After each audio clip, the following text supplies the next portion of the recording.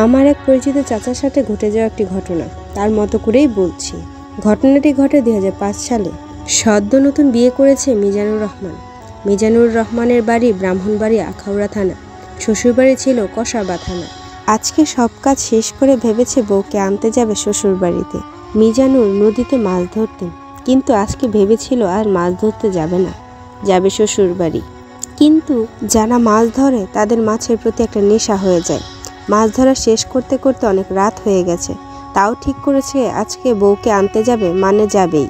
মাছ ধরা শেষ করে বেরিয়ে পড়ল শ্বশুরবাড়ির উদ্দেশ্যে। তখন অনেক রাত হওয়ায় রাস্তায় কোনো গাড়ি ছিল না, তাই হেঁটেই যেতে হচ্ছে। হাঁটতে হাঁটতে অনেকটা পথ চলে এসেছে। মিজানুর খেয়াল করলো তার পিছনে কেউ একজন হাঁটছে। এমন ফিল হচ্ছে পিছনে কেউ আছে মনে হচ্ছে। আমার ধারণা কখনো মিথ্যে হয় না। মিজানুর ছিল অনেক সাহসী। এই সাহসের জোরে সে সেই রাতে বেঁচে গিয়েছিল। আমি আর পিছন ফিরে তাকাইনি। যাই হোক না কেন পিছনে তাকানো যাবে না। পিছনে যে আছে আমি তাকে উদ্দেশ্য করে জোরে ডেকে বললাম, কে রে আমার পিছনে হাঁটছিস? সাহস থাকলে সামনে আয়, আর আমার সামনে এসে আমার সাথে হাঁট।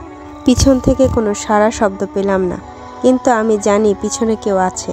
এমন করে কিছুটা পথ পার হয়ে নদী পার চলে আসছি। সামনেই ছোট একটা নদীর মতো আছে, সেই নদীটা নৌকা দিয়ে পার হতে হয়। আমি দেখলাম ঘাটে নৌকা আছে, কিন্তু মাঝি নাই। আমি নৌকায় উঠে আমার পিছনে থাকা অবয়বকে উদ্দেশ্য করে বললাম, তুই কি আমার সাথে নৌকায় পার হবি, নাকি এই পারেই থাকবি? আমার সাথে পার হলে নৌকায় উঠে বস। এবারও কোনো সাড়া পেলাম না, কিন্তু নৌকাটা একটু কেঁপে উঠল আর ভারী হয়ে গেছে। বুঝতে আর বাকি নেই যে নৌকাতে উঠেছে। আমি নিজের মতো করে নৌকা চালাচ্ছি আর মুর্শিদের গান গাইছি। কিছু সময় পারে খেয়াল করলাম আমার ঘাড়ে কারো নিঃশ্বাসের শব্দ পাচ্ছি আর গরম বাতাস পড়ছে। তবুও আমি ভয় পেলাম না। কিরে, তুই আমার ঘাড়ের উপর কি করস? যা অন্যদিকে যেয়ে বসে থাক। নৌকাতে এত জায়গা থাকতে একটু পরে সেই গরম নিঃশ্বাসের শব্দটা আর পেলাম না। কিছু দূর দেখলাম পানির উপর দিয়ে সাদা কাপড় ঢেকে এক লোক হেঁটে যাচ্ছে। মনে হচ্ছে হেঁটে নদী পার হচ্ছে। আমি বুঝতে পারলাম